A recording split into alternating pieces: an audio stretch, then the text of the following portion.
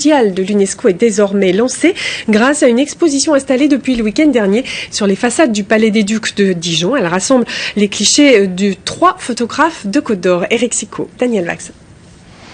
Une candidature au patrimoine mondial de l'UNESCO, cela valait bien une photo. Ou plutôt une centaine de photos présentées en 32 tableaux. Une exposition conçue comme une invitation à suivre l'aventure humaine des climats du vignoble de Bourgogne. Le mot climat signifie en fait parcelle originale d'un territoire et d'un terroir viticole qui a des caractéristiques différentes de la parcelle voisine et qui est travaillé par des vignerons et des générations de vignerons selon un certain nombre de préceptes. Et ces fameux climats, 3 photographes du Cru, Armel, Jean-Louis Bernuy et Michel Joly, les ont arpentés pendant 1 an pour nous en livrer leur vision très personnelle. Ils réussissent l'exploit de restituer l'histoire, la géographie, l'œuvre humaine et les paysages de ces territoires, le tout par le biais notamment d'une multitude de détails.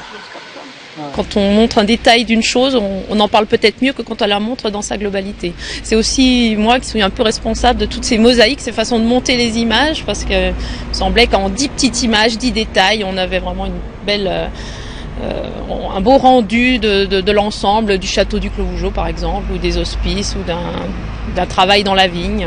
On avait envie de faire un travail fort et abouti pour qu'il serve vraiment, qu'il transcende notre région. Il transcende le sujet, mais il transcende aussi notre région.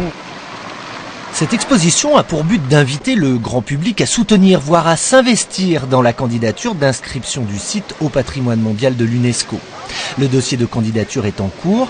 Il faut maintenant finaliser l'inventaire des biens pour en démontrer la valeur universelle. Il nous reste encore à étudier sur le terrain l'installation des cabottes dans les vignes, des murets, des entrées de village, etc. pour bien saisir cette valeur patrimoniale.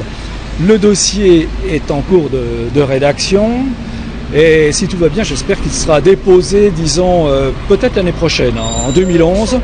D'ici là, l'exposition prendra le temps de séduire son public. Elle restera visible au Palais des Ducs de Dijon jusqu'au 28 août, avant d'être présentée à Beaune, puis au château du Clos Vougeot et enfin à Nuits-Saint-Georges.